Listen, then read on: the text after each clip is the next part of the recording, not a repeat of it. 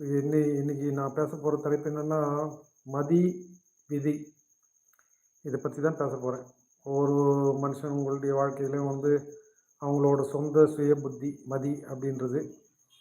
விதின்றது இந்த மதியினால் கட்டுப்படுத்த முடியாத ஒன்று தான் விதி. நீங்கள் என்னதான் மதியோடு செயல்பட்டாலும் உங்கள் மதிக்கு கட்டுப்படாத ஒன்று விதி. அந்த விதி அப்படின்னா என்ன? இந்த மதி என்னென்ன?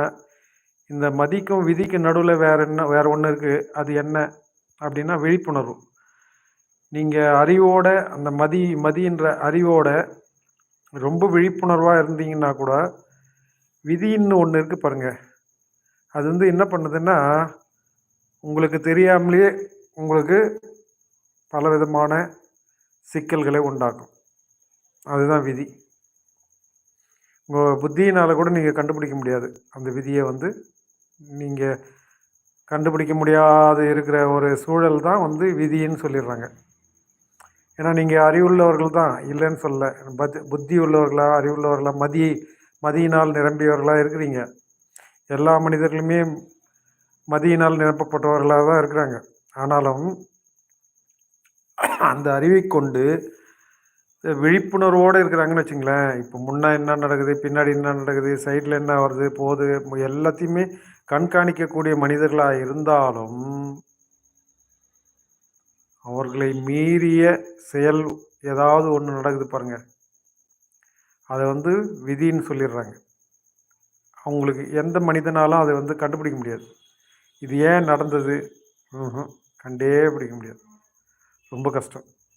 அதுதான் மதியினால் நீங்கள் ரொம்ப விழிப்புணர்வோடு இருந்தீங்கன்னா கூட விதின்னு உங்களை ஆட்டி படைக்குது பாருங்கள். அந்த விழிப்புணர்வெல்லாம் அங்கே காணாமல் போயிடும். நீங்கள் விதின்னு பிறகு உங்கள் மதியினால் ஒன்றுமே பண்ண முடியாது. அந்த விதி வச்சது தான் சட்டம். அந்த விதி என்னத்தை உங்களுக்கு கொடுக்குதோ அது உங்கள் வாழ்க்கையை புரட்டி போடும். அப்போது மதியினால் செய்ய முடியாத ஒன்று விதியினால் நடக்குதுங்க. நீங்கள் புத்திசாலி தான், இல்லைன்னு சொல்ல வரல. நீங்கள் உங்கள் சுய புத்தியை, சொந்த புத்தியை வச்சு உங்கள் வாழ்க்கையில் ரொம்ப ரொம்ப ரொம்ப ரொம்ப விழிப்புணர்வோடு இருக்கிறீங்க. இருந்தாலும் உங்களை அறியாமல், அதுக்கு பேர் தான் ஆக்சிடென்ட்டுன்னு சொல்கிறாங்க. உங்களை அறியாமல் உங்கள் புத்தி கெட்டாது, உங்கள் அறிவு கெட்டாது, உங்கள் செயலுக்கு கெட்டாது. இந்த மாதிரி உங்களுக்கு எட்டாத ஒரு விதத்தில் இருக்கக்கூடிய எந்த செயலும் இல்லை, அந்த ஒரு நிகழ்ச்சி, அந்த ஆக்ஷன் உங்களை அறியாமையே நடக்கும். அதாவது உங்களுடைய புத்திக்கு எட்டாமல் நடக்கும். வேறு யார் மூலியமாக நடக்கும், திடீர்னு நடக்கும். அந்த டர்ன் அரவுண்ட் அது உங்களுக்கு தெரியவே தெரியாது. அந்த மாதிரி நடக்குது பாருங்கள். அதை விதின்னு சொல்லிடுறாங்க. அப்போ தான் மனுஷன் உடஞ்சி போயிடுறான். என்னடா இது வாழ்க்கை அப்படின்னு சொல்லிட்டு. எவ்வளோ தான் விழிப்புணர்வோடு இருந்தீங்கன்னா கூட உங்களை அறியாமல் உங்களை தாக்குது பாருங்கள். அதுதான் விதி. இந்த மதியினால் செய்ய முடியாத ஒன்று விதி செய்து முடியுது. அதுதான் மனுஷங்களோட வாழ்க்கையை புரட்டி போடுது. நீங்கள் ஒரு தொழில் செய்கிறீங்க, எவ்வளோ அது விழிப்புணர்வோடு தான் செய்கிறீங்க. அதுக்கான ரிசர்ச் எல்லாம் பண்ணி, அதுக்கு நாளைக்கு என்ன நடக்கும், இன்றைக்கி என்ன நடக்கும், அது லாபம் கொடுக்குமா கொடுக்காதா அப்படின்னு சொல்லி உங்கள் புத்தியை கொண்டு, அதுதான் மதின்னு சொல்கிறோமே, அந்த புத்தியை கொண்டு அலசி ஆராய்ஞ்சு நீங்கள் பல விதத்துலேயும் நீங்கள் உங்கள் தொழிலை நடத்திக்கிட்டு வரீங்க.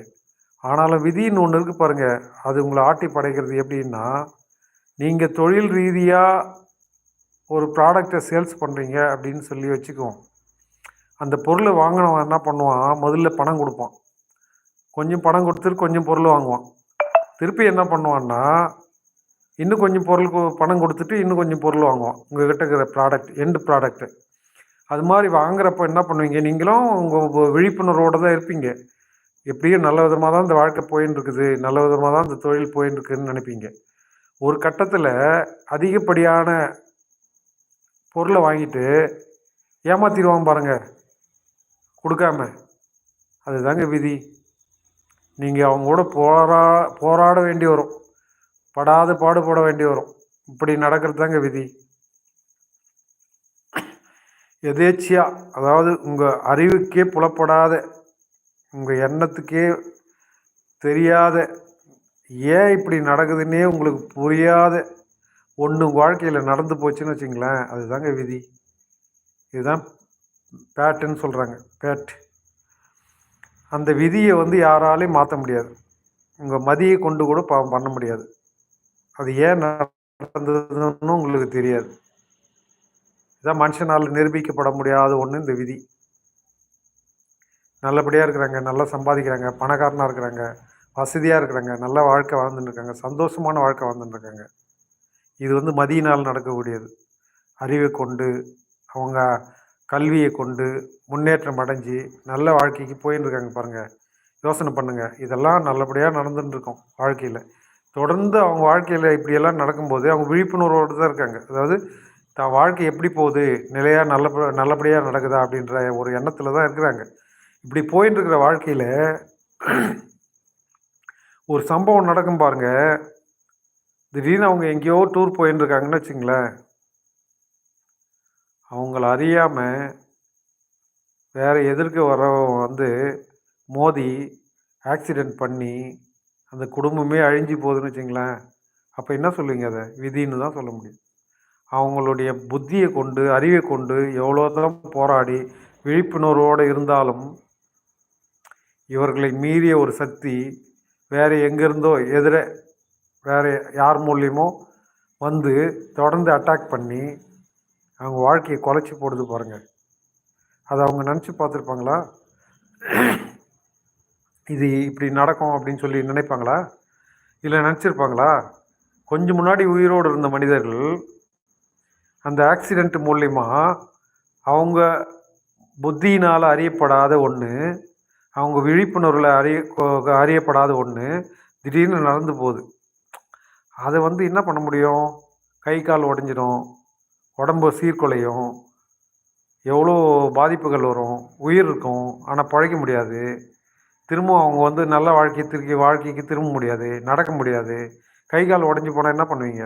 இதை தாங்க விதின்னு சொல்கிறாம்மா மனுஷன்.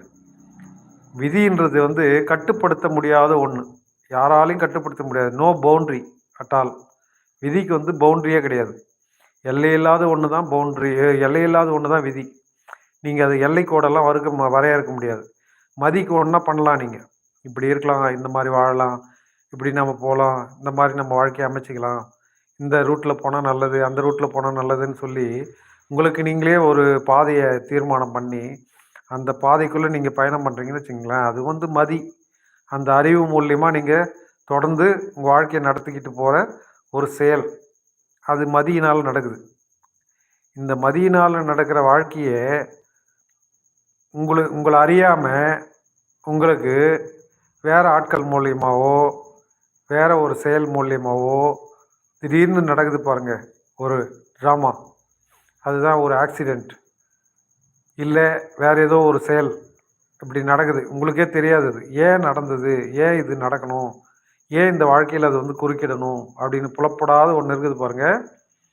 நீங்கள் 1008 விழிப்புணர்வோடு இருந்தாலும் அந்த விழிப்புணர்வு, அந்த அலர்ட்னஸ் எல்லாமே அங்கே ஃபெயிலியர் ஆகிடும். அப்போ என்ன பண்ண முடியுங்க? அதை நீங்கள் திங்க் பண்ணியே பார்க்க முடியாது. அதுதாங்க விதின்னு சொல்லிடுறாங்க. அவங்க குடும்பம், அவங்க சுற்றத்தார்கள் எல்லாரும் தலையில் அடிச்சுக்கிட்டு அழுவாங்க. என்ன பண்ண முடியும்? விதின்னு ஒன்று இருக்குது, அது யாராலையும் மாற்ற முடியாதுங்க.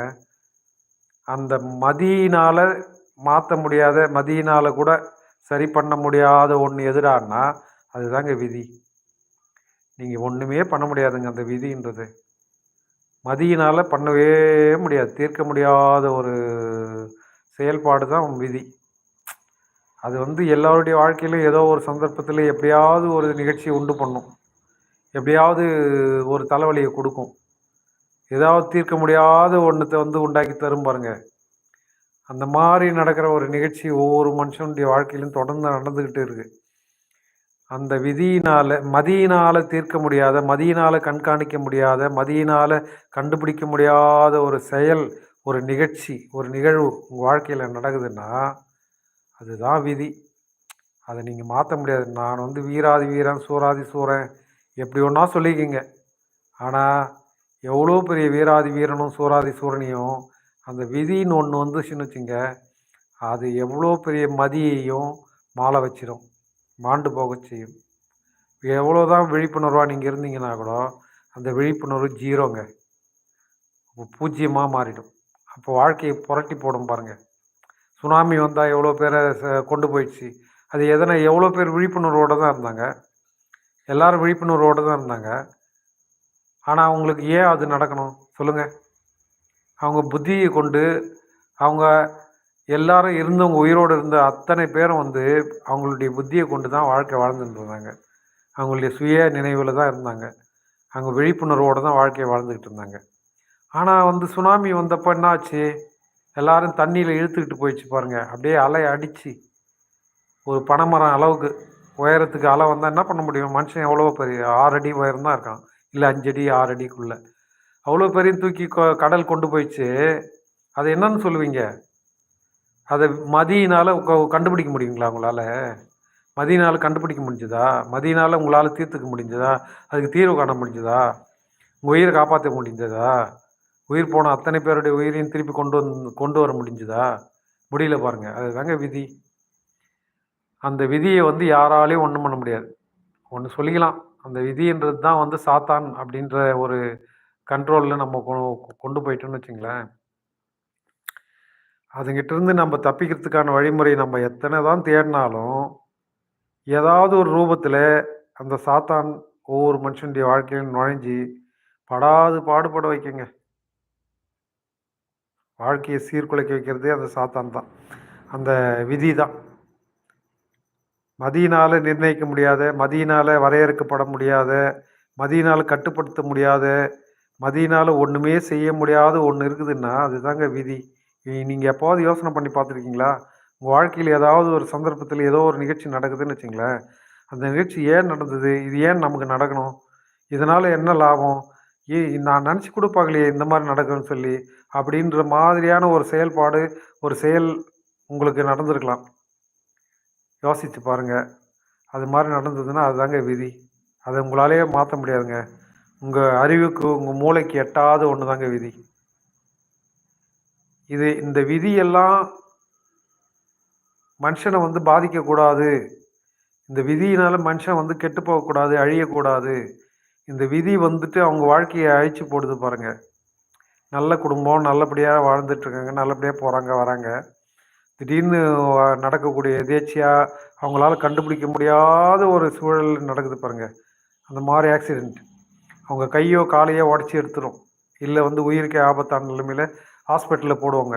இல்லை கோமாவில் இருப்பான், 5 வருஷம் 10 வருஷம் கூட கோமாவில் இருக்கிறவன்லாம் இருக்கான்.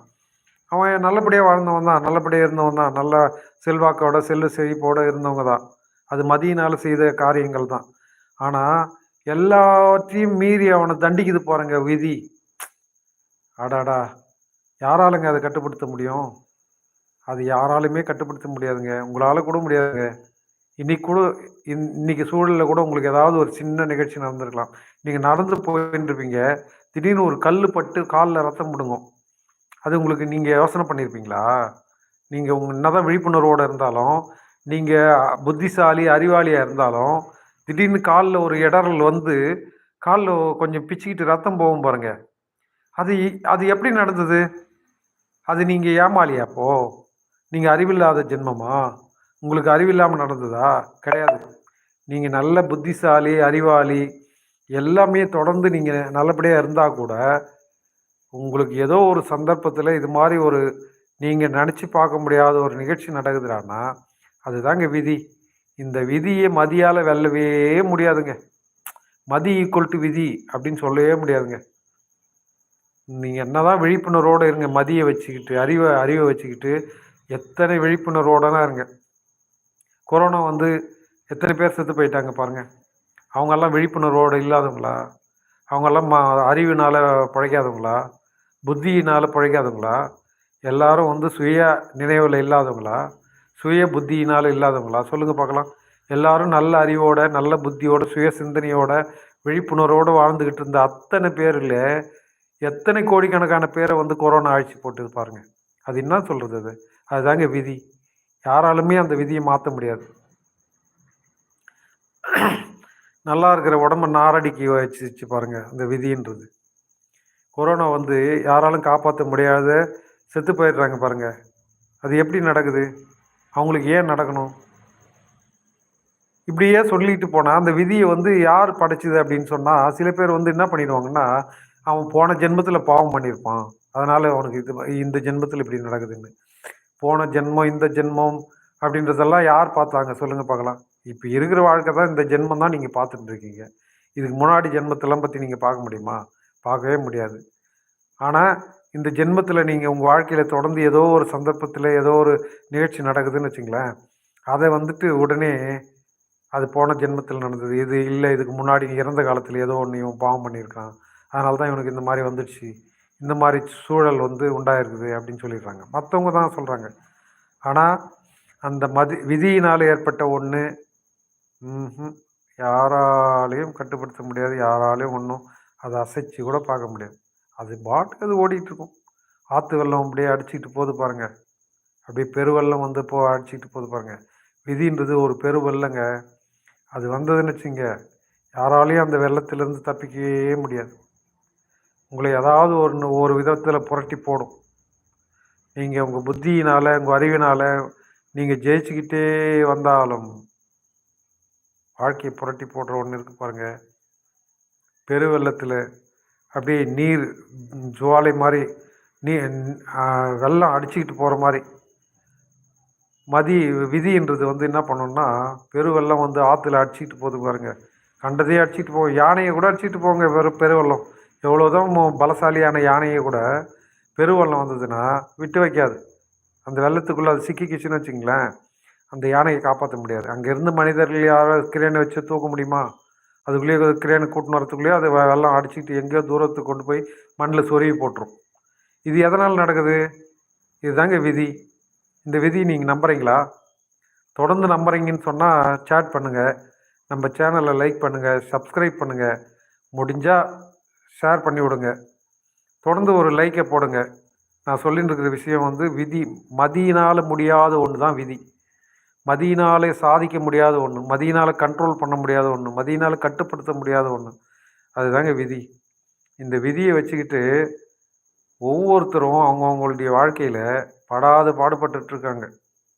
நல்லா இருக்கிற வாழ்க்கை நாரடிக்குது, நல்லா இருந்த வாழ்க்கை திடீர்னு நாசமாக போகுது. சுகாதாரமாக நல்லபடியாக ஆரோக்கியமாக இருந்த மனுஷ வாழ்க்கையில் ஆரோக்கியமற்ற சூழல் ஏற்படுது. நல்ல ஆரோக்கியமாக உடல் நலத்தோடு இருந்த ஒரு மனுஷனுக்கு திடீர்னு உடல் நலக்குறை ஏற்பட்டு அவன் உடல் நலிவடைஞ்சு போய் படுத்த படுக்கை ஆயிடுறான்னு வச்சுங்களேன். அது ஏன் நடக்குது? எதனால் நடக்குது? அவன் எதுக்காக அது மாதிரி வாழ்க்கை வாழணும்? எதுக்காக அவனுக்கு அது மாதிரி உண்டாகி இருக்கணும்? எதுக்காக அவனுக்கு அது ஏற்பட்டது? சொல்லுங்கள் பார்க்கலாம். யாராவது உங்களால் சொல்ல முடியுமா? இந்த மாதிரி சொல்லும்போது அதுதாங்க விதின்னு சொல்லிடுறாங்க. அந்த விதி வந்து மதியினால் தடுக்க முடியாது. உங்களுக்கு விதியினால் ஒரு செயல் நடக்குது அப்படின்னு சொன்னால் அதை உங்கள் புத்தியினால் வந்து நீங்கள் கண்ட்ரோல் பண்ணவே முடியாது. முடியுமா? ட்ரை பண்ணி பாருங்கள். ஏதாவது ஒரு நிகழ்ச்சி திடீர்னு ஒரு டர்னிங் பாயிண்ட், அதுதான் விதி. அது நல்லது கொடுக்கலாம். நல்லது கொடுத்தா உங்களுக்கு நல்லது செயல் நல்லது நடக்குது உங்கள் வாழ்க்கையிலன்னா அது சந்தோஷப்படலாம். ஆனால் அது கெட்டதே நடந்து போச்சுன்னு வச்சுங்க அந்த டர்னிங் பாயிண்டில், அதுதாங்க விதி. அதுக்கு நீங்கள் மல்லு கட்ட முடியாது, அது கூட போராட முடியாது. தொடர்ந்து போராடிக்கிட்டே இருந்தீங்கனாலும் அதனால் நீங்கள் சாதிக்க போகிறது ஒன்றுமே கிடையாது. வாழ்க்கை அழிவுக்கு போயின்னு இருக்குதுன்னு அர்த்தம். அதனால் நீங்கள் எவ்வளோதான் ஆரோக்கியமாக உங்கள் கண்ட்ரோலில் நீங்கள் தொடர்ந்து போய்கிட்டு இருந்தாலும் உங்களை அறியாமல், உங்களுக்கு தெரியாமல், உங்களுக்கு புரியாமல், உங்களுக்கு புலப்படாமல், உங்கள் கண்ணுக்கோ உங்கள் எண்ணங்களுக்கோ புலப்படாமல் நடக்குது பாருங்கள். அந்த மாதிரி நிகழ்ச்சிகளுக்கு பேர் தாங்க விதி. இந்த விதின்னு தலையில் அடிச்சுக்குவாங்க. ஐயோ விதியே அப்படின்னு தலையில் அடிச்சுக்கிறாங்க பாருங்கள். ஒவ்வொருத்தருக்கு அவங்களுக்கு துன்பம் வரும்போது. ஒரு குடும்பம் நல்லா போயின்னு இருந்ததுங்க. நான் சொல்கிறது கேளுங்க, இந்த விதியை பற்றி சொல்கிறேன். புத்தியினால தாங்க பழச்சிக்கிட்டு இருந்தாங்க. மாட்டு வண்டி ஓட்டின்னு இருந்தாங்க, லோடு ஏற்றிட்டு போகிறாங்க. போகிற போது வந்து அவங்களுக்கு குடும்பம்லாம் இருக்குது. அவங்க பொண்டாட்டி இருக்காங்க, பசங்க இருக்காங்க, எல்லாம் இருக்காங்க. கேளுங்க, நான் சொல்கிறத கேட்டுக்கிட்டே இருங்க, போயிட்டே இருக்காதிங்க.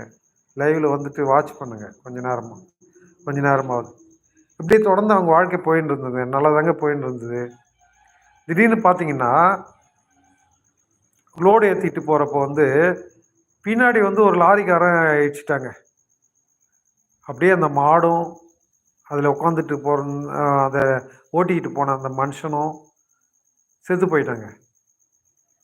இதுக்கு என்னங்க சொல்கிறது? அவன் வாழ்க்கையை வாழணும் தான், சாதிக்கணும்னு தான் அவன் போராடி வாழ்க்கையை வாழ்ந்துக்கிட்டு இருந்தான். அவன் புத்தியை வச்சு நல்ல ஆரோக்கியமான வாழ்க்கையை வாழ்ந்துக்கிட்டு இருந்தாங்க. அவன் குடும்பம் நல்ல விதமாக போயின்னு இருந்தது. இப்படி பின்னாடி வந்த ஒரு லாரிக்காரன் வந்து இடித்து அவனையும் அந்த 2 மாட்டையும் கொண்டு விட்டான். இது எதனால் நடக்கணும்? அவனுக்கு அறிவு இல்லைன்னு அர்த்தமா?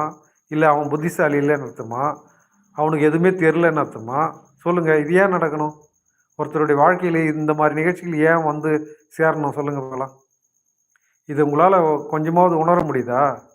இதிலிருந்து கண்டிப்பாக உங்களுக்கு ஒரு தீர்வு காண முடியுமா உங்களால்? எந்த விதத்தில் காண முடியும் சொல்லுங்கள் பார்க்கலாம்.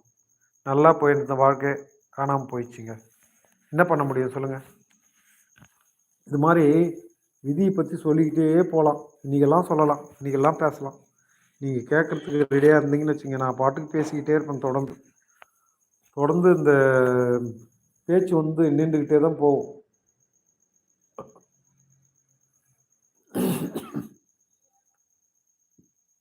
இன்னொரு நிகழ்ச்சியும் சொல்கிறேன் கேளுங்க. இந்த மாதிரி மாட்டு வண்டி ஓட்டிகிட்டு இருந்தது உங்கள் வாழ்க்கையில் நடந்த இன்னொரு நிகழ்ச்சி. இந்த இடமேடை இருக்குது தெரியுங்களா? இடமேடை ஒரு பொருள், பெரிய பெரிய பொருள் வண்டிங்கெல்லாம் வந்து இடமேடையில் விட்டு எடை போடுவாங்க. ஃபஸ்ட்டு கிராஸ் வெயிட் போடுவாங்க, அதுக்கப்புறம் லோடு இறக்கிட்டு வந்து திருப்பி எம்டி வெயிட் போடுவாங்க. அதுக்கப்புறம் அது கிராஸ் வெயிட்லும் எம்டி வெயிட்டிங் கழிச்சிட்டு மீதி இருக்கிறது நெட் வெயிட், அது வந்து பிரிண்ட் அடித்து கொடுப்பாங்க. இந்த மாதிரி போடுற இடமேடையில் லோடு ஏற்றுறதுக்கு முன்னாடி மாடும் மாட்டு வண்டியும் அவன் ஆள் இந்த 3 பேரும் அந்த இடமேடைக்கு மேலே, அது இரும்பு இடமேடை, அதுக்கு மேலே போய் வண்டியை வந்து மாட்டோடு கூட்டின்னு போய் தடன்னு விட்டான் அந்த மாட்டு வண்டி ஓட்டுறவன். இது ஏற்கனவே பல காலமாக நடந்துக்கிட்டு இருந்தது. இந்த மாதிரி தான் எடை போடுவாங்க. அதுக்கப்புறம் போய் லோடு ஏற்றின்னு வருவான், திருப்பி வந்து இடமேடையில் விட்டு திரும்பி எடை போட்டு எவ்வளோ நெட் வெயிட் இருக்குதுன்னு கண்டுபிடிப்பாங்க.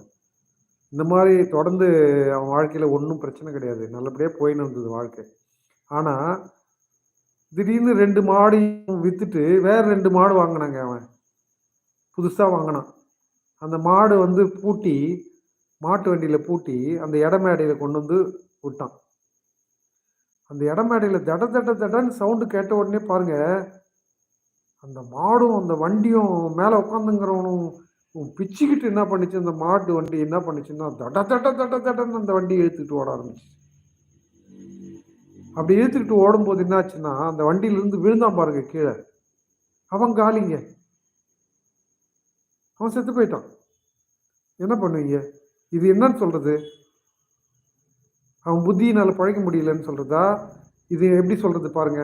அந்த மாட்டு வண்டியோடு சேர்ந்து அந்த மாடு பயந்து போய் பதற்றத்தில் அந்த மாட்டு வண்டி இழுத்துக்கிட்டு தடன்னு ஓடிச்சு பாருங்க. ஓடின வேகத்தில் அந்த மாட்டு வண்டி மேலே இருந்த ஆள் கீழே விழுந்து மாட்டு வண்டி சக்கரம் ஏறி மாடும் மிதிச்சு செத்து போயிட்டான், ஸ்பாட்லேயே அவுட்.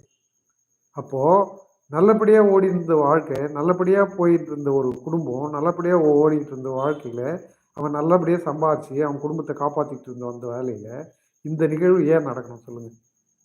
இப்படி வந்து ஒரு அகால மரணத்தை அவன் சந்திக்கணும். ஏன் அது நடக்குது? எதுக்காக அது நடக்கணும் சொல்லுங்கள்? அவன் வாழ்க்கையில் நல்லா தானே போயின்னு இருந்தது. நல்லா போயிருந்த வாழ்க்கையை சீர்குலைக்கிற மாதிரி இது மாதிரி ஒரு சூழல் வந்து ஏன் ஏற்பட்டது சொல்லுங்கள் பார்க்கலாம். அவனாலே கண்டுபிடிக்க முடிஞ்சது. அதை நல்லபடியாக வாழ்ந்துட்டு இருந்த வாழ்க்கை தான் அது. நல்ல வீராதி வீரன் சூராதி சூரனாக வாழ்க்கையை நடத்திக்கிட்டு போயிருந்தான். அவன் குடும்பம் நல்லபடியாக போயின்னு வந்தது.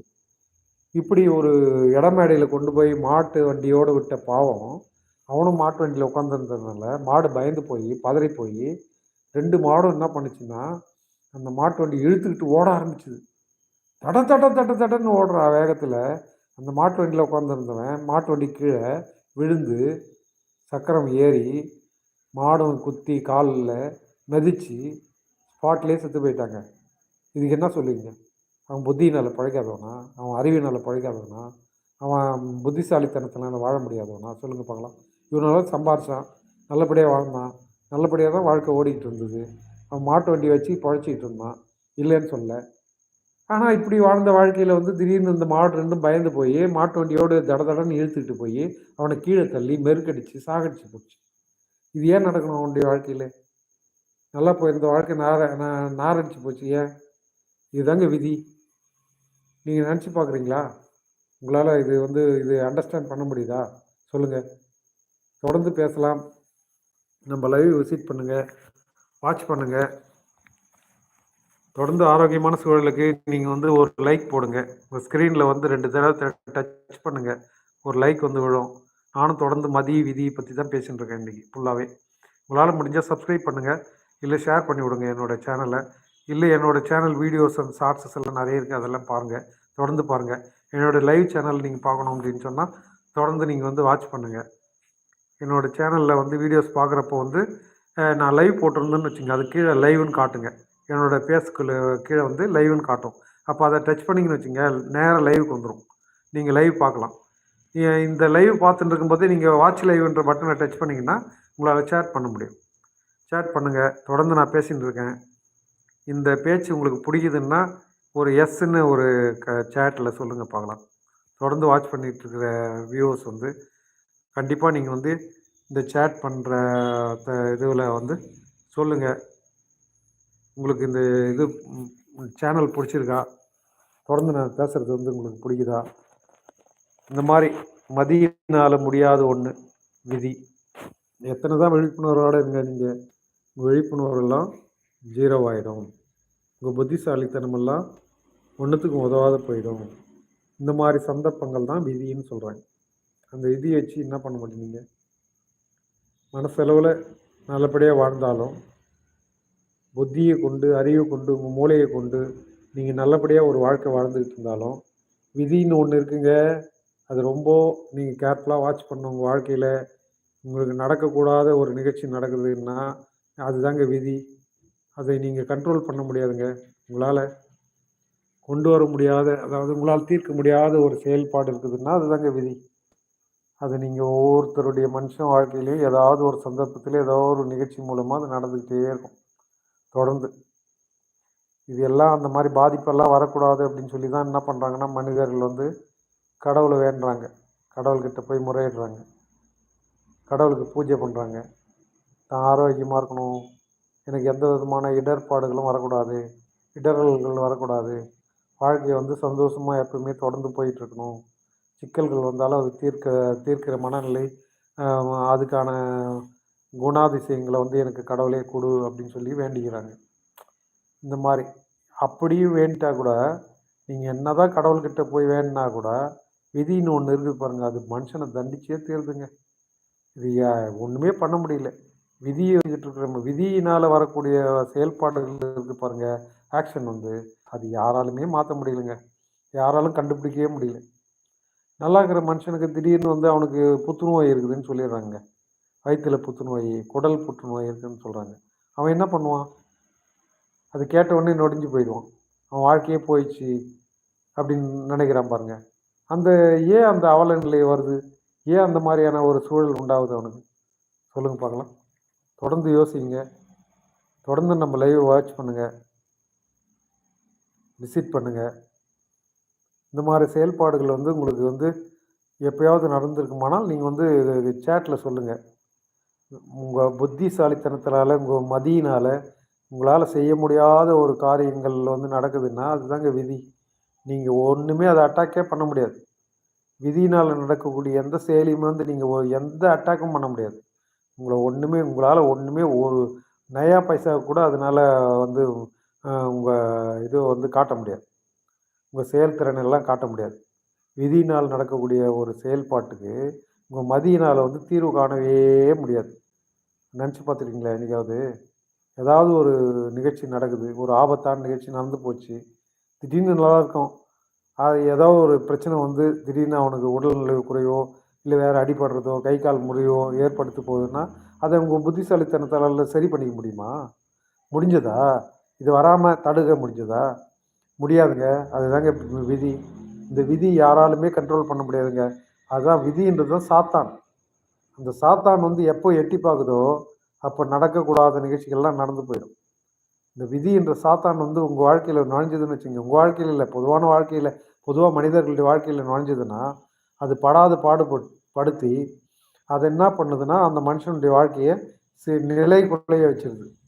நல்லா போயிட்டு இருக்கிற லைஃப்பை வந்து நிலை குலைய வச்சு தடுமாற வச்சு அவங்க வாழ்க்கையை புரட்டி போடுது பாருங்க.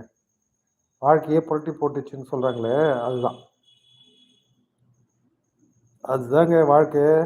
அதனால் இந்த வாழ்க்கையில் வந்து நீங்கள் யாரையும் வந்து ஒரு ஆணவமான பேச்சோ ஒரு துச்சமாக மதிக்கிற தன்மையோ, ஒருத்தர் வந்து போய் கேவலமாக நினைக்கிறது, கேவலப்படுத்துறது, இந்த மாதிரி சிச்சுவேஷனுக்கு நீங்கள் போகாதீங்க தயவுசெய்து. இந்த நீங்கள் என்னதான் புத்திசாலியாக இருந்தாலும், என்னதான் அறிவாளியாக இருந்தாலும், என்னதான் பணக்காரனாக இருந்தாலும், இந்த விதின்னு ஒன்று வந்துச்சுன்னு வச்சுங்க, அது உங்கள் வாழ்க்கையை புரட்டி போட்டுருங்க. அப்போ வந்து மதியினால் உங்களால் சாதிக்கவே முடியாது, மதியினால் கண்ட்ரோல் பண்ண முடியாது, மதியினால் ஒன்றும் செயல்படுத்த முடியாது. அப்போ என்ன பண்ண முடியுங்க? உங்களுடைய இது அடுத்தவங்களை கேலி கிண்டல் கேவலப்படுத்துறது, அசிங்கப்படுத்துறது, அவங்கள குன்னி போக வைக்கிறது, இந்த மாதிரி செயல்பாடுகள்லாம் நீங்கள் செய்தீங்கன்னா அப்படியே நாளைக்கு அது திருப்பி உங்களுக்கு புரட்டி போட்டு உங்கள் வாழ்க்கையிலையும் வந்து அது புயலாக மாறி வீச ஆரம்பிக்கும். இது நிறைய பேருக்கு தெரியறதில்லை. எல்லாரும் என்ன நினைக்கிறாங்கன்னா, நான் இருக்கிற வாழ்க்கைக்கு எனக்கு ஒன்றும் வராதுன்னு நினைக்கிறேன், என் வாழ்க்கையில் ஒன்றுமே நடக்காது, இது மாதிரிலாம் சிக்கல்லாம் நடக்காதுன்னு நினைக்கிறானுங்க. அந்த மாதிரி நினச்சி என்ன பண்ணுறான், அவன் என்ன பண்ணுறான், அடுத்தவனை வந்து கேவலமாக நினைக்கிறது. ரொம்ப நான் தான் பணக்காரன், நீ ஏழை, நீ ஒன்றுத்துக்கு உதவாத, நீ ஒரு முட்டாள், நீ அது மாதிரி இப்படியெல்லாம் பேசி என்ன பண்ணுறது, அடுத்தவனை வந்து அவன் தலையில் தட்டுறது, அடுத்தவனை பழி வாங்குகிற குணம், அடுத்தவங்களை கேவலமாக பேசுகிற தன்மை, அடுத்தவங்களை வந்து கிண்டலாக பேசுகிறது, அடுத்தவங்களை மதிக்காத ஒரு குணம், இவன்னா பெரிய பிடுங்கியவன் அப்படின்றது, இந்த மாதிரிலாம் பேசின்னு இருக்கிற குணம் இருக்குது பாருங்கள். இது வந்து அவனோட வாழ்க்கையில் விதி விளையாடுச்சுன்னு வச்சுங்களேன், அவ்வளோதாங்க. அவன் வாழ்க்கையை தலைகீழாக புரட்டி போட்டு அப்படியே மேட்டில் இருந்தவொடனே பள்ளத்தில் கொண்டு வந்து தள்ளிப்படும். இந்த மாதிரி வாழக்கூடிய வாழ்க்கையும் உண்டாகுது. காற்று அடிச்சதுன்னு வச்சுங்க, தரையில் இருக்கிற இலை வந்து மேலுக்கு பறக்கும், ஆனால் மேலே போய் மேலே இருக்குன்னு நினைக்கிறீங்களா? அது ஒரு தடவை கீழே வந்தே திரும்பும். அப்படி தான் எல்லாருடைய வாழ்க்கையும் வந்து காற்றடிச்சு மேலே போய் பறந்து போய் மேலே போகிற மாதிரி தான் பணக்கார வாழ்க்கையோ, நீங்கள் நல்லபடியாக உயர்ந்துட்டீங்கன்னு நினைக்கிறதெல்லாம். நீங்கள் அதை வந்து கண்ட்ரோல் பண்ணி உங்கள் மதியினால் கண்ட்ரோல் பண்ணி வாழ முடிஞ்ச அளவுக்கு தான் வாழ முடியும். உங்கள் மதியினால் முடியாத பட்சத்தில் உங்களை கீழே இறக்கி போடும் பாருங்கள், கீழே தள்ளி விடும் பாருங்கள், அதுதாங்க விதி. அதை நீங்கள் ஒன்றுமே பண்ண முடியாதுங்க, அதுங்கிட்ட விளையாடவே முடியாது. விதி விளையாடுதுன்னு சொல்கிறான் பார், வாழ்க்கையில் விதி விளையாடிச்சு அப்படின்னு சொல்கிறாங்க பாருங்கள். அந்த நிகழ்ச்சி நடந்ததுன்னு வச்சிங்களேன், நீங்கள் எவ்வளோ பெரிய ஆளாக இருந்தாலும் சரி, எவ்வளோ பெரிய பலசாலி, எவ்வளோ பெரிய கேடியாக இருந்தாலும் சரி, ஒன்றும் பண்ண முடியாது. அவ்வளோதான், விதி வழி அது. அதுங்கிட்ட போய் நீங்கள் ஒன்றும் போராடி ஜெயிக்கவே முடியாது. இந்த மாதிரி வாழ்க்கையை வந்து நீங்கள் நல்லபடியாக வாழ்ந்துக்கிட்டு இருந்தாலும், அந்த நல்லபடியான வாழ்க்கை வந்து உங்களோட வாழ்க்கையில் விதி விளையாடுச்சுன்னு வச்சுங்க, அது ஒன்றுமே பண்ண முடியாதுங்க. இந்த சிச்சுவேஷன்லாம் சில நேரத்தில் நடக்கும். இப்படி நடக்கிறப்போ வந்து நீங்கள் தலையில் அடிச்சிக்கிங்க, ஐயோ எனக்கு ஏன் இப்படி நடக்குது, எனக்கு ஏன் இப்படி நடக்குது, நடக்கும். அதுதான் வாழ்க்கை. அதுதான் எப்பவுமே வந்து ஆணவமான போக்கு, ஆணவமான பேச்சு, அடுத்தவங்களை எடுத்து எறிஞ்சு பேசுறது, அடுத்தவங்களை கிண்டலாக பார்க்குறது, கிண்டலாக பேசுறது, கேவலப்படுத்துறது, எவ்வளோ முடியுமோ அவ்வளோ கேவலப்படுத்துறது, இதெல்லாம் பண்ணிக்கிட்டு இருந்தீங்கன்னு வச்சுங்களேன், ஒரு நாளைக்கு எல்லாமே ஒட்டு மொத்தமாக சேர்ந்து உங்களுக்கு விதின்ற வடிவில் வந்து உங்கள் வாழ்க்கையை புரட்டி போடும் பாருங்கள். அன்றைக்கி உங்களால் நீங்கள் ஒன்றுமே பண்ண முடியாது. அன்றைக்கி நீங்கள் என்ன தான் புரண்டு அழுது புரண்டாலும் மாண்டவர் திரும்புவாரோன்ற கதை தான். நீங்கள் எவ்வளோதான் அழுது புரண்டிங்கன்னு வச்சுங்களேன், மாண்டவர் திரும்பி வரப்போகிறதில்ல. செத்து போனவன் என்றைக்குமே திருப்பி வரப்போகிறதில்லை. உயிரோடு வருவானா? வரவே மாட்டான். நீங்கள் என்ன தான் விழுந்து புரண்டு அழுதாலும், குடும்பத்தில் யாரோ ஒருத்தர் செத்து போயிட்டாங்கன்னா அவங்க திருப்பி வரப்போகிறது இல்லை. இதுதான் விதி. நீங்கள் நினச்சி கூட பார்த்துருக்க மாட்டீங்க, இன்றைக்கி இப்படி நடக்கும்னு சொல்லி நினச்சி பார்த்துருப்பீங்களா? நீங்கள் புத்திசாலி தான், அறிவாளி தான், எவ்வளோ பேர் பணக்காரர் தான், எப்படி இருந்தாலும் உங்கள் வாழ்க்கையில் திடீர்னு உங்கள் குடும்பத்துலேயோ உங்கள் சுற்றத்துலேயோ யாரோ ஒருத்தருக்கு கேடு நடந்து போச்சு, கெட்டது நடக்குது, அவங்க மரணிச்சிட்டாங்க, அகால மரணம் அடைஞ்சிட்டாங்க அப்படின்னா அதை உங்களால் தாங்கிக்க முடியுமா சொல்லுங்கள்? உங்களால் நீங்கள் அழுது புரண்டா கூட திரும்ப செத்து போனவர் திருப்பி வருவாரா? இதுதாங்க விதி. இந்த விதி உங்களை புரட்டி போடுது பாருங்கள். அந்த விதியை உங்களால் மாற்றவே முடியாது. அதனால் என்ன சொல்கிறாங்கன்னா, எது நடக்குதோ அது கூட போய்க்கினே இருங்க, அது கூட அதை சார்ந்து அது கூட வாழ கற்றுக்குங்கன்னு சொல்கிறாங்க. இதுதான் சந்நியாச வாழ்க்கையினுடைய செயல்பாடு. இன்றைக்கி உங்களுக்கு எது நடக்குதோ அது கூட அதை இசைவாக அதுங்கூடயே போய்க்குங்க, அதுங்கூடயே ஒத்து வாழ பழகிக்கிங்க அப்படின்னு சொல்கிறாங்க. அந்த மாதிரி வாழ்க்கையை வந்து எவ்வளோ பேரால் வாழ முடியும் சொல்லுங்கள்? நிறைய பேரால் வாழ முடியாது. அதனால் தொடர்ந்து நீங்கள் நல்ல வாழ்க்கையே வாழ்ந்தாலும், தொடர்ந்து நீங்கள் நல்லபடியாக வாழ்ந்தாலும், தொடர்ந்து உங்கள் புத்திசாலித்தனத்தை, உங்கள் அறிவாளித்தனத்தை இதை வச்சுக்கிட்டு நீங்கள் எப்பாடுபட்டாலும் ஏதாவது ஒரு சின்ன பிரச்சனை வந்து உங்கள் வாழ்க்கையை புரட்டி போட்டுச்சுன்னா அது விதின்னு சொல்லிடுறாங்க. அதுதான் விதி. நீங்கள் விழிப்புணர்வு, மதி, இந்த மதியும் விதியும் இந்த விழிப்புணர்வும் எப்போ மாண்டு போதோ அப்போ மனுஷன் வந்து செத்து போயிடுறாங்க. இந்த மதியும் இந்த விதியும் எப்போ மாண்டு போகிறதோ ஒரு மனுஷன் வாழ்க்கையில், அப்போ அந்த மனிதன் செத்து போகிறான். அவனுக்கு விதி முடிஞ்சு போச்சு அப்படின்னு சொல்கிறாங்க பார்த்தீங்களா? அந்த விதின்னா அந்த வாழ்க்கை முடிஞ்சு போச்சுன்னு அர்த்தம். அந்த விதி வந்து விளையாடி போச்சு அவன் வாழ்க்கையில். விதி வந்து விளையாடிச்சுன்னா அந்த வாழ்க்கை வந்து முடிஞ்சு போயிடும். அவ்வளோதான். அவனால் ஒன்றும் பண்ண முடியாது. என்ன பண்ண முடியும்? மதியினால் வச்சு கோலி விளையாட முடியுமா? விதியினால் வந்து நீங்கள் ஒரு சின்னதாக ஒரு பொருள் மூலியமா விளையாடிட்டு இருக்கீங்கன்னா விதி வந்து என்ன பண்ணணும், ஒரு பெரிய பாறாங்களை தூக்கி போடும். அதை உங்களால் தாக்கு பிடிக்க முடியாது, அதை சுமக்க கூட முடியாது. விழுந்ததுன்னா விழுந்தது தான், வாழ்க்கை அடிபட்டு போயிடும். இந்த மாதிரி நடக்கக்கூடிய சந்தர்ப்பங்களை யாராலும் தடுக்க முடியாது. அதுக்கான யோசனையோ, அதுக்கான சிந்தனையோ, அதுக்கான சிந்திக்கிற திறனோ, அதுக்கான ஒரு ரிசர்ச்சோ நீங்கள் பண்ணிக்கிட்டே இருந்தீங்கன்னா கூட உங்களால் ஒரு ஆன்சர் கொண்டு வர முடியாது. ஒரு ஈக்குவேஷனுக்கு எப்படி இருந்தாலும் அதை சால்வ் பண்ணி ஒரு ஆன்சர் கொண்டு வந்துடுறாங்க மேத்தமெட்டிக்ஸில். ஆனால் உங்கள் வாழ்க்கையில் நடக்கிற விதியினால் நடக்கக்கூடிய இந்த மாதிரி கணித முரண்பாடுகளுக்கு வந்து உங்களால் ஒரு சொல்யூஷன் கண்டுபிடிக்க முடியாது, கொண்டு வர முடியாது.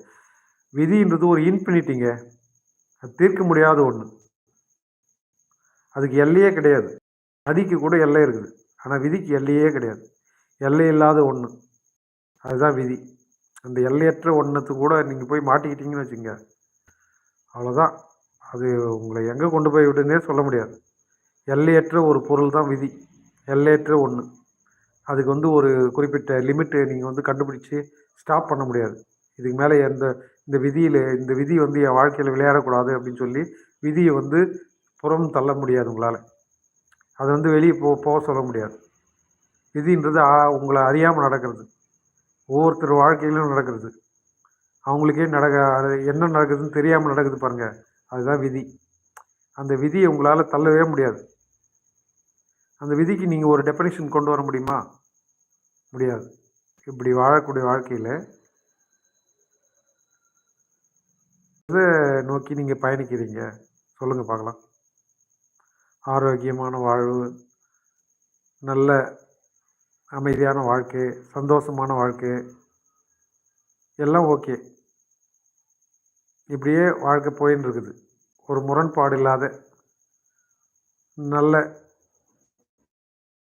ஒரு செயல்பாட்டில் உங்கள் வாழ்க்கை தொடர்ந்து போயின்னு இருக்கு. அப்படியே போயின்னு இருந்ததுன்னா உங்கள் வாழ்க்கையில் விதி விளையாடலன்னு அர்த்தம். விதி வந்து வாழ்க்கைக்கு உள்ள நுழையில, உங்கள் வாழ்க்கை நல்லபடியாக போயின்னு இருக்குது. உங்கள் மதியினால், உங்கள் அறிவினால், உங்கள் புத்தியினால், புத்திசாலித்தனத்தினால உங்கள் வாழ்க்கையை நீங்கள் நல்லபடியாக கொண்டு போயின்னு இருக்கீங்கன்னு நீங்கள் தெரிஞ்சுக்கலாம். அப்படியே வாழ்ந்துட்டுருங்க. என்றைக்கு உங்கள் வாழ்க்கையில் விதின்னு ஒன்று நுழையுதோ அப்போ வந்து கஷ்ட காலம் வந்துடுங்க. இந்த கஷ்ட காலம் ஏன் வருது, எதனால் வருது, உங்களால் அறிவுபூர்வமாக கண்டுபிடிக்கவும் முடியாது, விஞ்ஞானபூர்வமாகவும் அதை கண்டுபிடிக்க முடியாது. திடீர்னு மழை வரும், இடி இடிக்கும், பார்த்தீங்கன்னா மின்னல் கீத்து வந்து வரும். ரோட்டில் போயின்னு இருப்பான், யாரோ ஒருத்தன் போயின்னு இருக்கான்னு வச்சுங்களேன், அவன் தலை மேலே இடி விழும், இடி இறங்கிடும். அவன் நினச்சி பார்த்தானா கொஞ்சம் முன்னாடி நம்ம இன்றைக்கி இடி விழுந்து செத்து போக போகிறோம்னு சொல்லி. அதாங்க விதி. சாதாரணமாக போயிட்டு இருந்த வாழ்க்கை, நல்லபடியாக போயிட்டு இருந்த வாழ்க்கை, இப்படி இடி இடித்து மின்னல் கீத்து அவனை தாக்கி அவனை அழிக்குது பாருங்கள். இதுதான் விதி. இந்த விதிக்கிட்ட இருந்து அவனால் தப்ப முடிஞ்சதா? முடியாது. யாரால முடியும்? யாராலையும் முடியாது. சில பேர் இப்போ பாருங்கள், இப்போ ஒரு சாவு நிகழ்ச்சி, ஏதோ ஒரு சாவாயிடுச்சு அப்படின்னு சொன்னால், அதை சொந்தக்காரங்க வீட்டுக்கு போய் சொல்லுவாங்க. இதுக்கு முன்னாடியெல்லாம் செல்ஃபோன்லாம் கிடையாது. ஃபோன் வசதி கூட இல்லாதவங்க என்ன பண்ணுவாங்கன்னா, ஒவ்வொரு ஊருக்கும் அவங்க சொந்தக்காரங்க இருக்கிற ஊருங்களுக்கெல்லாம் ஆளுங்களை அனுப்பி சொல்லிட்டு வர சொல்லி அனுப்புவாங்க. அப்படி போகிற பட்சத்தில் பார்த்தீங்கன்னு வச்சுங்களேன், அவன் சைக்கிளில் போனாலும் சரி, டூ வீலரில் போனாலும் சரி, அவன் திரும்பி வர்றதுக்குள்ளேயே என்ன பண்ணோன்னா அந்த பஞ்சர் ஆகிடும் வண்டி. இல்லை எங்கன்னா விழுந்து அடிபடுவான் திருப்பி. இந்த மாதிரி சந்தர்ப்பங்கள்லாம் கூட இந்த சாவு நிகழ்ச்சியை பற்றி சொல்ல போகும்போது நடக்குதுங்க. இதெல்லாம் ஏன் நடக்கணும் சொல்லுங்கள் பார்க்கலாம்.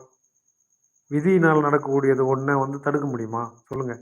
காலையில் கல்யாணங்க, ஒரு கல்யாண கும்பல் சொல்கிறேன் நான், கொஞ்சம் லைவ் விட்டு போகாதீங்க, கொஞ்சம் வெயிட் பண்ணுங்கள், 10 செகண்ட் வெயிட் பண்ணுங்கள். ஒரு கல்யாண கும்பல் அது என்ன பண்ணுச்சுன்னா, ஆட்டோவில் ஏறி அந்த கல்யாண சத்திரத்தை நோக்கி போகிறதுக்காக கிளம்பிட்டாங்க. ஊரை விட்டு கொஞ்சம் தூரம், ஒரு கிலோமீட்டர் கூட வரலைங்க. எதிர்க்கு வந்த வண்டிக்காரன் அந்த ஆட்டோவை தட்டி விட்டான். அந்த வண்டியில் ஒரு பெரிய பலகை மாதிரி வச்சுருந்தாங்க பாருங்கள். அந்த பலகை கிழிச்சு அந்த ஆட்டோவில் போன மணமகள் ஸ்பாட்லேயே அவுட்டுங்க. என்ன பண்ண முடியும் சொல்லுங்கள். இங்கே அது விதி விளையாடுச்சுன்னு சொல்லுவீங்களா? அவங்க புத்தியினால் அவங்க வாழ்க்கையை காப்பாற்றிக்க முடியலன்னு சொல்லுவீங்களா? அவங்க அறிவினால் அவங்க வாழ்க்கையை காப்பாற்றிக்க முடியலன்னு சொல்லுவீங்களா? எது சொல்லுங்கள். காலையில் விடிஞ்சா கல்யாணம் அந்த பொண்ணுக்கு. ஆனால் பொண்ணு கூட்டின்னு போகிற வண்டியில் ஒரு இந்த மாதிரி போகிறப்போ பின்னாடி வந்த வண்டிக்காரன் இடித்து ஸ்பாட்லேயே காலி ஆயிடுச்சுங்க அந்த பொண்ணு. இதுக்கு என்ன சொல்லுவீங்க? இது ஏன் நடக்கணும் ஒருத்தருடைய வாழ்க்கையில்? ஏன் இந்த மாதிரி நிகழ்ச்சிகள்லாம் தொடர்ந்து நடக்குது? ஏன் நல்ல விதமாக அந்த வாழ்க்கை போகக்கூடாது? அவங்க கடைசி காலம் வரைக்கும் ஏன் நல்லபடியாக வாழக்கூடாது சொல்லுங்கள். எதுக்காக இந்த விதி விளையாடுது வாழ்க்கையில்? இந்த விதி ஏன் ஒருத்தருடைய வாழ்க்கையில் நுழையணும்? அது நுழையிறதுனால யாருக்கு லாபம் சொல்லுங்கள். யாருடைய வாழ்க்கையை அது கெட்டு போக வச்சுது சொல்லுங்கள். இப்படியே யோசனை பண்ணி பாருங்கள், ரிசர்ச் பண்ணுங்கள், ஆராய்ச்சி பண்ணுங்கள், உங்கள் மனசை வச்சு தோண்டி தொழாவுங்க. ஏதாவது உங்களால் விடை கண்டுபிடிக்க முடியுமா? முடிஞ்சால் கமெண்ட்டில் சொல்லுங்கள், சேட்டில் சொல்லுங்கள். No one is interested to chat with me in my live channel. No one is interested to chat with me in my live channel. யாருமே சேட் பண்ண விருப்பப்படலை என்னோடய சேனலில் இப்போதைக்கு. நான் பேசுகிறத பேசிக்கிட்டே இருக்கேன், நீங்கள் கேட்குறத கேட்டுக்கிட்டே இருங்க. முடிஞ்சால் ஒரு லைக்கை போடுங்க, முடியலைன்னா என்ன பண்ணுறது சொல்கிறேங்க. அதனால் தொடர்ந்து வாட்ச் பண்ணிட்டுருங்க. இந்த மதியும் விதியும் பற்றி தான் பேசிகிட்டுருக்கேன். நடுவில் ஒரு விழிப்புணர்வு பாருங்கள். அந்த விழிப்புணர்வு தான் வாழ்க்கை போயின்னு இருக்குது. புத்திசாலித்தனத்தினால வாழ்க்கையை நடத்திக்கிட்டு இருக்கீங்க. அது போகிற போக்கில் போயிட்டு இல்லாமல் நீங்கள் அறிவாளியாக, புத்திசாலியாக, நல்ல விதமாக உங்கள் சுய சிந்தனையோடு உங்கள் வாழ்க்கையை தொடர்ந்து ஆரோக்கியமாக நடத்திக்கிட்டு போயிருக்கீங்க. இந்த மாதிரி போகிற வாழ்க்கை தொடர்ந்து போயிட்டே இருந்தது, வாழ்க்கையில் எதுவுமே கெட்டது நடக்கலை, எதுவுமே தீய சிந்தனையோ தீய நிகழ்வுகளோ நடக்கலை அப்படின்னு வச்சுங்க, சந்தோஷப்படுங்க. வாழ்க்கை ஜோராக இருக்குது, நல்லபடியாக இருக்குது, உங்கள் வாழ்க்கையில் விதி விளையாடலை அப்படின்னு சொல்லி நீங்கள் நினச்சிங்க. இந்த விதின்ற ஒன்று வராத பட்சத்தில் அந்த வாழ்க்கை முழுவதுமே சந்தோஷமாக ஆரோக்கியமானதாக இருக்கும். அவங்களுடைய குடும்பம், அவங்களுடைய சுற்றத்தார், அவங்க சுற்றி இருக்கிறவங்க எல்லாருமே ஆரோக்கியமாகவும் நல்ல வசதி உள்ளவர்களாகவும் வாழ்வாங்க. இதில் எந்த விதமான மாற்றமும் கிடையாது. இந்த மாதிரி சூழல் இருந்து மாறி ஒருத்தருக்கு தெரியாமையே நடக்குது பாருங்கள் நிகழ்ச்சிகள். எதேச்சியாக அடுத்த செகண்டில் அவன் சுய உணர்வுனால் புரிஞ்சிக்க கூட முடியாத அந்த ஸ்பாட்டில் அந்த நிகழ்ச்சி அந்த ஒரு செகண்டில் நடக்குது பாருங்கள். அடுத்தது என்ன நடக்க போகுதுன்னே அவனால் புரிஞ்சிக்க முடியாத ஒரு அடி விழுது பாருங்கள். அதுதாங்க விதி. அந்த விதியை கூட யாராலையுமே மல்லு கட்ட முடியாது. அந்த விதியை எதிர்த்து யாராலும் நிற்க முடியாது. அந்த விதி வந்ததுன்னு வச்சுங்க, விதி வலியது அப்படின்னு சொல்கிறாங்க. விதி வலியதுன்னா என்ன அர்த்தம்? விதி வந்து வலிமையானது, அதுங்க கூட யாரும் போராட முடியாது, அதுங்க கூட நீங்கள் மல்லு கட்ட முடியாது. ஒரு விளையாட்டில் இருக்கிற எதிராளி மாதிரி அதுங்க கூட விதி கூட நீங்கள் கேம் விளையாட முடியாது. நீங்கள் ஒரு கேம் விளையாடுறீங்க, உங்களுக்கு ஆப்போசிட்டில் ஒருத்தர் இருப்பார், நீங்கள் ஒருத்தர் இருப்பீங்க, 2 பேருக்குள்ள நடுவில் தான் கேம் நடக்கும். இந்த கேம் வந்து நீங்கள் நடத்தலாம். இந்த கேமில் இருந்து நீங்கள் ஜெயிக்கலாம், இல்லைன்னா அவர் ஜெயிக்கலாம், நீங்கள் தோக்கலாம், இல்லைன்னா அவர் தோக்கலாம். இது மாதிரி நடக்கும். ஆனால் விதின்னு ஒருத்தன் வந்து விதின்னு ஒன்று ஆப்போசிட்டில் இருந்து நீங்கள் அது கூட வந்து போராடி ஜெயிக்கணும்னா முடியுமா? விதி தான் ஜெயிக்கும். உங்கள் மதியினால் விதியை ஜெயிக்க முடியாது. விதி ரொம்ப வலியது. அதனால் அந்த விதி கூட உங்களால் போராடி ஜெயிக்க முடியாது. இதை நினச்சி பாருங்கள். விதினால் யாராவது ஜெயிச்சாங்களான்னு சரித்திரம் இருக்குதான்னு பாருங்கள். யாருமே விதினால் ஜெயிக்கவே முடியாது. மதியை கொண்டு விதியை வெல்ல முடியாது, மதியை கொண்டு விதியை ஜெயிக்க முடியாது. அதனால் உங்கள் வாழ்க்கையில் அந்த விதின்னு ஒன்று நுழையாது இருந்ததுன்னா நீங்கள் சந்தோஷப்படுங்க. அந்த வாழ்க்கை நல்ல வாழ்க்கை, ஒரு அமைதியான வாழ்க்கை, சந்தோஷமான வாழ்க்கை, உங்கள் வாழ்க்கையை நல்ல விதமாக கொண்டு போயிட்டு இருக்குதுங்க அப்படின்னு சொல்லி கடவுள்கிட்ட நன்றி உள்ளவர்களாக இருங்க. இந்த உயிர், உடல், ஆத்மா இது எல்லாமே வந்து கடவுள்கிட்ட வந்து நீங்கள் வேண்டிக்கிங்க நல்ல விதமாக. விதியோடு எங்களை வந்து விளையாட வைக்காதீங்க, எங்கள் வாழ்க்கையில் விதியை விளையாட விடாதீங்க அப்படின்னு சொல்லி வேண்டுங்க. தினந்தோறும் நீங்கள் காலையில் எழுந்துக்கும் போதெல்லாம் விதியோடு நான் விளையாடக்கூடாது, விதி வந்து என் வாழ்க்கையில் புரட்டி போடக்கூடாது அப்படின்னு சொல்லி வேண்டுங்க. விதின்ற 2 வார்த்தையே, அந்த 2 எழுத்தே அது வந்து வரக்கூடாது. அந்த விதி இல்லாத ஒரு வாழ்க்கை முறை தான் நம்ம வந்து வாழறதுக்கு முயற்சி பண்ணணும். அதுக்கான வழிமுறையோடு வாழக்கூடிய வாழ்க்கையை வாழுங்க. அதையும் மீறி உங்களுக்கு ஏதோ ஒன்று நடக்குதுன்னா அதுதான் விதி. அதை ஒன்றுமே பண்ண முடியாது. நம்ம வந்து சால்வ் பண்ண முடியாத ஒன்று தான். ஒரு சால்வ் பண்ண முடியாத ஒரு மேத்தமெட்டிக்கல் ஈக்குவேஷன் இருக்குதான்னா அதுதாங்க விதி. இந்த விதியை கொண்டு நீங்கள் வந்து அதுக்கு வந்து ஈக்குவேஷனை வந்து சால்வ் பண்ணி முடிக்கவே முடியாது, ஒரு சொல்யூஷன் கொண்டு வரவே முடியாது. எந்த பக்கம் நீங்கள் எப்படி புரட்டி போட்டு பார்த்தாலும் அந்த கணக்கு வந்து தப்பாக தான் போகும். அது ரைட்டான ஒரு சாய்ஸை நீங்கள் கொண்டு வந்தது கண்டுபிடிக்கவே முடியாது. அதுதான் விதி.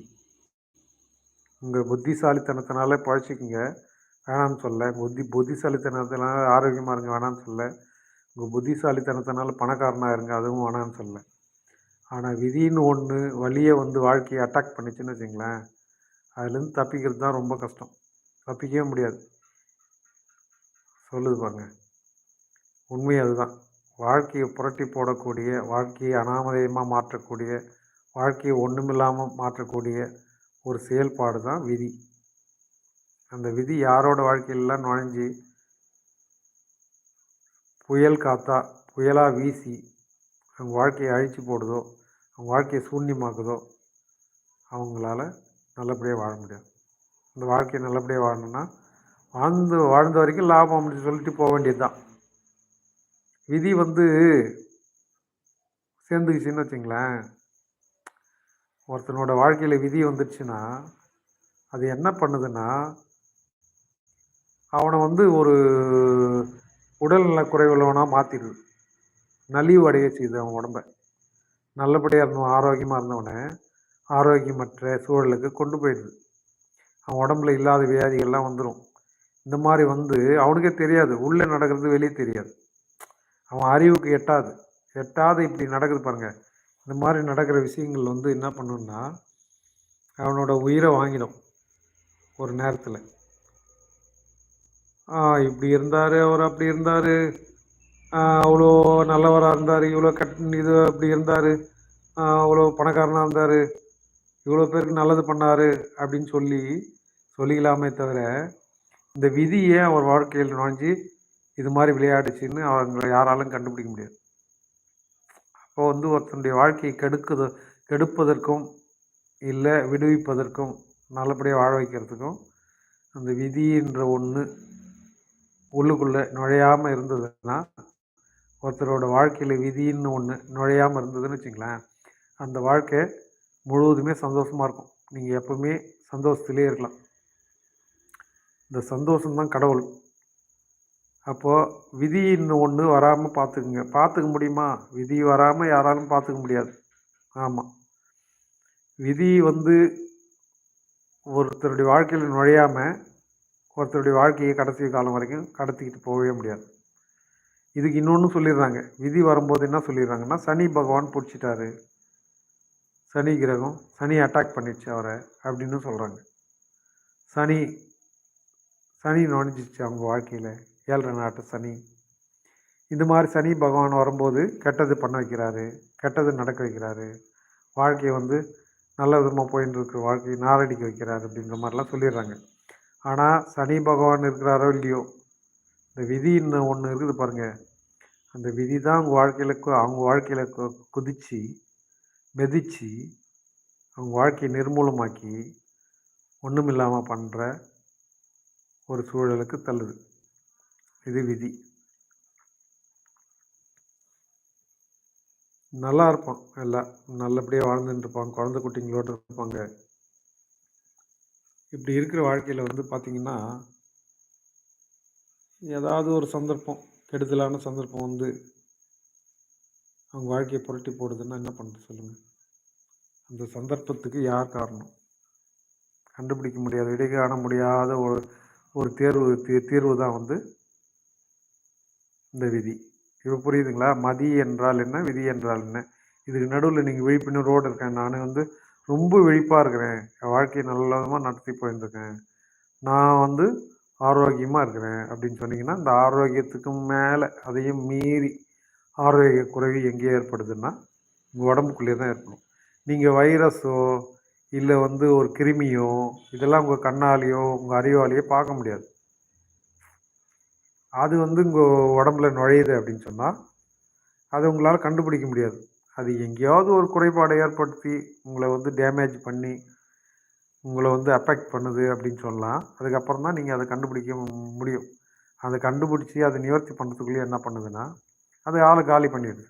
இதுதாங்க விதி. பேட். இந்த விதியை நீங்கள் வந்து மாற்ற முடியுமா சொல்லுங்கள்? யாராவது மாற்ற முடிஞ்சதுன்னா சொல்லுங்கள்.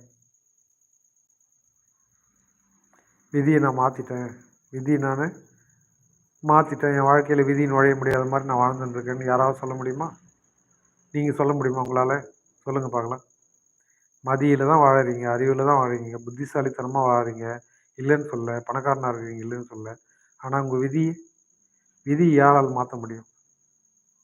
விதி எப்போ வந்து அட்டாக் பண்ணும் ஒருத்தனுடைய வாழ்க்கையிலன்னு கண்டுபிடிக்கவே முடியாது.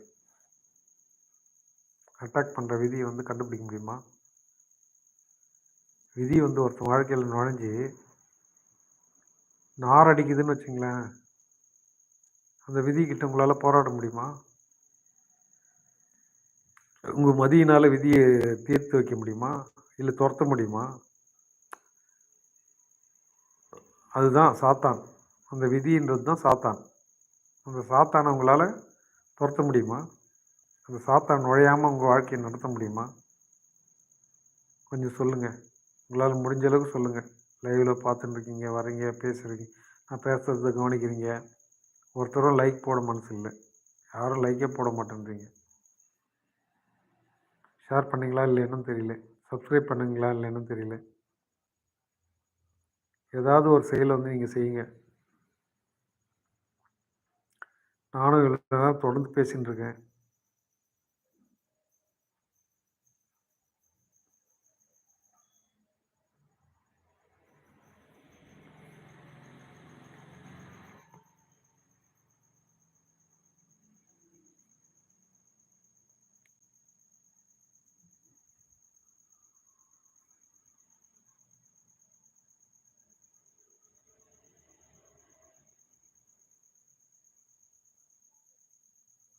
ஆரோக்கியமான வாழ்க்கைக்கு எதுங்க தேவை?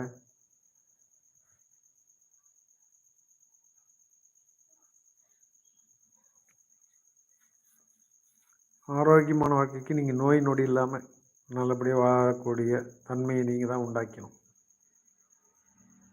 அது வந்து உணவு, தண்ணீர், குடிக்கிற தண்ணீர், காற்று, இது 3 வந்து சுத்தமாக இருந்தால் தான் நீங்கள் ஆரோக்கியமாக இருக்க முடியும். அப்படி இந்த 3மே வந்து ஆரோக்கியம் இல்லாத ஒரு சூழல் வந்துச்சுன்னு வச்சுங்களேன், அங்கே தான் விதி விளையாடுது. விதி விளையாடி என்ன பண்ணுன்னா, உடம்புக்குள்ளே 1008 வியாதிகளை வர வைக்கும். அத்தனை வியாதிகளையும் வந்து உங்களால் கண்ட்ரோல் பண்ண முடியாது, தீர்க்க முடியாது. இந்த தீர்க்க முடியாத வியாதிகள் வரும்போது என்ன ஆகுதுன்னா, மனுஷன் வந்து நிலை குலைஞ்சு போகிறான். இந்த மாதிரி சந்தர்ப்பங்கள் தான் வந்து மனித வாழ்க்கையில் உள்ள நுழைஞ்சதுன்னு வச்சுங்களேன்.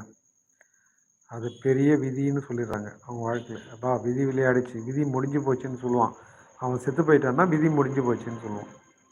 அப்போ விதின்றது தொடர்ந்து வாழ்க்கையில் வந்துக்கிட்டு தான் இருக்கும். ஏதோ ஒரு சந்தர்ப்பத்தில் அது வந்து அட்டாக் பண்ணும். அந்த சந்தர்ப்பம் வந்து கெடுதலான சந்தர்ப்பமாக இருந்ததுன்னா அவன் வாழ்க்கையை பாதிக்க வைக்கும். இல்லை நல்ல சந்தர்ப்பத்தை அது கொடுக்குது அப்படின்னு சொன்னால் நல்ல வாழ்க்கையை அமைச்சு கொடுக்கும். அந்த நல்ல வாழ்க்கை கூட திடீர்னு வந்திருக்கும். ஒருத்தனால் கண்டுபிடிக்க முடியாது இந்த வாழ்க்கை எப்படி வந்தது திடீர்னு. திடீர்னு இவனுக்கு எவ்வளோ அதிர்ஷ்டம் வந்துச்சு அப்படின்னு சொல்கிறாங்க பாருங்க. இந்த அதிர்ஷ்டம் கூட ஒரு விதி தாங்க. திடீர்னு நினச்சே பார்த்துருக்க மாட்டான், திடீர்னு பணக்காரன் ஆகிடுவான். அவன் செய்த ஏதோ ஒரு செயல் அவனுக்கு வந்து பெரும் பணத்தை வாரி வழங்கக்கூடிய சூழல் உண்டாகிருக்கலாம். அவனுக்கே தெரியாது, அடடா நம்ம இப்படி பண்ணியிருக்கோம், இதனால் நமக்கு இவ்வளோ பணம் வந்தது அப்படின்னு சொல்லி அவனுக்கே புரியாது. இந்த மாதிரி புரியாத சூழ்நிலையில் தூக்கி அடிக்குது பாருங்கள் அதிர்ஷ்டம். கீழே இருந்தவனை மேலே தூக்கி உட்கார வைக்கிது பாருங்கள். இது கூட விதி தான். நல்லதும் செய்யும் விதி, கெட்டதையும் செய்யும் விதி. ஆனால் அந்த விதியை வந்து உங்களால் கண்ட்ரோல் பண்ண முடியாது. கண்ட்ரோல் பண்ண முடியாத ஒரு சந்தர்ப்பத்தில் இருக்கிறது தான் விதி. அதனால் முடிஞ்ச அளவுக்கு உங்கள் வாழ்க்கையில் தொடர்ந்து நீங்கள் போராடிக்கிட்டு இருந்தாலும் சரி, அமைதியான வாழ்க்கை வாழ்ந்தாலும் சரி, மற்றவங்களை வந்து குறை சொல்லியோ கிண்டல் பண்ணியோ கேலி பண்ணியோ அதட்டியோ உருட்டியோ மிரட்டியோ அவங்கள துன்புறுத்தாதீங்க. இப்படி நீங்கள் துன்புறுத்தாமல் இருந்தீங்கன்னாவே உங்கள் வாழ்க்கை நல்ல விதமாக போயின்னு இருக்கும். உங்களுக்கு வந்து சந்தோஷம் நிலைக்கும், உங்கள் மனம் அமைதியாக இருக்கும். உங்கள் மனசு அமைதியாக இருந்ததுன்னு வச்சிங்களேன், அதுதான் கடவுள். உங்கள் மனம் அலைப்பாயுதுன்னு வச்சிங்களேன், அது சாத்தான். புரியுதுங்களா? அதனால் மனசு அமைதியாக சந்தோஷமாக ஆரோக்கியமாக ஒரு நாள் முழுக்க 24 மணி நேரம் இருக்கணும் அப்படின்னு சொன்னால், நீங்கள் கெடுதலான எந்த விஷயத்தையும் எந்த காரியத்தையும் வந்து வாழ்க்கையில் அடுத்தவங்க மேலே திணிக்காதீங்க. அப்படி கேடு விளைவிக்கக்கூடிய, தீமை விளைவிக்கக்கூடிய, தீங்கு விளைவிக்கக்கூடிய எந்த செயலையாவது நீங்கள் அடுத்தவங்களுக்கு செய்கிறீங்கன்னா, உங்களுக்கு பய உணர்ச்சியும் உங்களுக்கு தீங்கு விளைவிக்கக்கூடிய எதிர்வினையும் உங்கள் வாழ்க்கையில் நடக்கும். அப்போ நீங்கள் என்ன பண்ணுவீங்க? அதை அனுபவித்து தான் தீரும். அதனால தான் சொல்ல வர்றது, முடிந்த அளவுக்கு வாழ்க்கையில் மற்றவர்களுக்கு, உங்களை சுற்றி இருப்பவர்களுக்கு, இல்லை உங்களோட கூட இருப்பவர்களுக்கு எந்த ரூபத்திலையும் அனாவசியமாகவோ அதிகார தோரணையிலையோ இல்லை பணக்கார தோரணையிலையோ நீங்கள் அவங்களுக்கு எந்த ரூபத்திலையும் கேவலமாகவோ கிண்டலாகவோ எந்த செயலையும் செய்யாதீங்க. அப்படி செய்யாமல் இருந்தீங்கன்னு வச்சுங்களேன், உங்களுக்கு சந்தோஷம் எப்போவுமே நிலச்சிருக்கும். சந்தோஷம் ஒருத்தனுடைய வாழ்க்கையில் தொடர்ந்து இருக்குதுன்னு வச்சுங்க, அவன் கவலைப்பட வேண்டிய அவசியமே கிடையாது. எதை பற்றியும் கவலைப்பட மாட்டான். சந்தோஷமான சூழல் தொடர்ந்து எப்போ வரும்? நீங்கள் யாருக்கெல்லாம் நல்லது பண்ணுறீங்களோ அப்போல்லாம் உங்களுக்கு சந்தோஷம் தொடர்ந்து வந்துகிட்டே இருக்கும். இந்த ஒரு பாயிண்ட்டை வந்து நோட் பண்ணிக்கங்க. உங்களுக்கு சந்தோஷம் வேணுமா, நீங்கள் நல்லதே பண்ணுங்கள். கெட்டது பக்கம் தலை வச்சு படுக்காதீங்க. புரியுதுங்களா? அதான் சொல்ல வரேன் நான். தீமையின் பக்கம் நீங்கள் போகலன்னா உங்கள் வாழ்க்கை சந்தோஷத்தின் பக்கம் திரும்பும். அப்போ நீங்கள் நல்லது பண்ணுவீங்க. தீங்கு செய்யக்கூடிய மனப்பான்மை, தீமை செய்யக்கூடிய குணாதிசயம், இதெல்லாம் வந்து தூக்கி எறிஞ்சிடுங்க. வாழ்க்கையில் தொடர்ந்து போராடி முன்னுக்கு வந்து நல்ல வாழ்க்கை தான் நல்லபடியாக வாழணும்னு நீங்கள் நினச்சிங்கன்னா, இந்த மாதிரி கெடுதலான ஒரு வாழ்க்கை சூழலுக்கு போகாதீங்க. நன்மையை செய்யுங்க, நல்ல செயல்களை செய்யுங்க. அப்படி நன்மை செய்ய முடியலன்னா அமைதியாக இருங்க. யாருக்கும் வந்து கெடுதல் பண்ணாமல் நீங்கள் உதவியும் பண்ண முடியல அப்படின்ற பட்சத்தில் நீங்கள் அமைதியாக உங்கள் வாழ்க்கையை மட்டும் வாழுங்க. அப்படி வாழ்ந்தீங்கன்னாவே உங்கள் சந்தோஷம் உங்கள்கிட்ட நிலச்சி நிற்கும். உங்கள் சந்தோஷம் நிலச்சி நிற்குதுன்னா இந்த வாழ்க்கை சுமூகமான, சுகாதாரமான, சுத்தமான வாழ்க்கையாக இருக்கும். வாழ்க்கையாக மாறும் உங்களுக்கு. புரியுதுங்களா? அதனால் தொடர்ந்து நம்ம லைவ் வாட்ச் பண்ணுங்கள். நம்ம லைவுக்கு வந்த அனைவருக்கும் நன்றி. எத்தனை பேர் லைவுக்கு வந்து ஷேர் பண்ணியிருக்கீங்கன்னு தெரியல, இல்லை சப்ஸ்கிரைப் பண்ணியிருக்கீங்கன்னு தெரியல. அப்படி பண்ணியிருந்தீங்கன்னா ரொம்ப நன்றி நான் தெரிவிச்சுக்கிறேன். திரும்ப நாளை லைவில் மீட் பண்ணுவோம், சந்திப்போம். அது வரைக்கும் உங்களிடமிருந்து விடைபெறுகிறேன். பாருங்கள், இந்த லைவ் முடிஞ்சு ஸ்ட்ரீமிங் ஆச்சுன்னா கூட இந்த லைவ் திருப்பி என்னோட சேனலில் வந்து ஹோம் பேஜில் இருக்கும். அந்த லைவ் மதி விதி அப்படின்ற இந்த டாப்பிக்கில் நான் பேசியிருக்கிறது வந்து என்னோடய ஹோம் பேஜில் இருக்கும். பிகேஎம் ஏபிஎம்எம் சேனல் யூடியூப் சேனலில் ஓப்பன் பண்ணி பாருங்கள். என்னோடய லைவ் சேனல் இப்போ வந்து ஹோம் பேஜில் உங்களுக்கு கிடைக்கும். ஆனால் என்னோடய சேனலில் வந்து சர்ச் பண்ணணும். யூடியூப்பில் சர்ச் பண்ணிவிட்டு வியூ சேனல் போங்க. அதில் வந்து ஹோம் சேனல் ஹோம்னு இருக்கும். அந்த ஹோமில் போனீங்கன்னா இப்போ நான் லைவ் பண்ண பாருங்கள் 1 ஹவராக. இந்த 1 ஹவர் லைவ் வந்து உங்களுக்கு கிடைக்கும். நீங்கள் அதை கிளிக் பண்ணி பார்க்கலாம். பார்க்குறீங்களா? இப்படி பார்த்தீங்கன்னா இன்றைக்கி நான் பேசின பேச்சுக்கள் வந்து உங்களுக்கு ஏதாவது ஒரு விதத்தில் உதவிகரமாக இருக்கும். முடிஞ்சால் பாருங்கள், முடிஞ்சவங்க பாருங்கள்.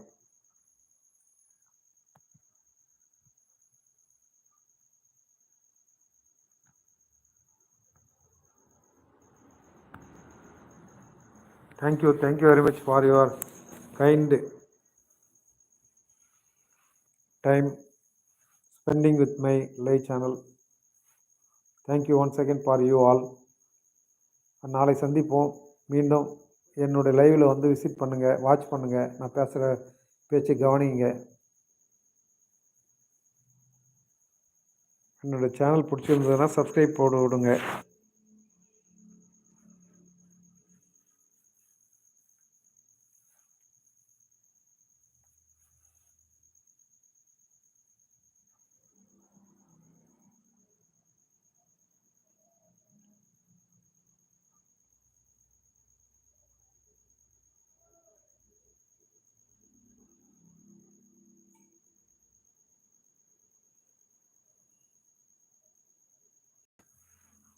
தொடர்ந்து வாட்ச் பண்ணுங்கள் நம்ம சேனலை. Thank you very much for your kind attention to my live channel, வாட்சிங் my channel and visiting my channel also. Could you please subscribe my channel or share my channel to your friends, share to your family members, or if you like you can give me a like also. Once again I am thankful to you for all viewers. Come and watch my channel. Thank you once again. I will meet you tomorrow in the same time. Thank you once again to you all. Thank you. Bye. Good night. Have a good night to you.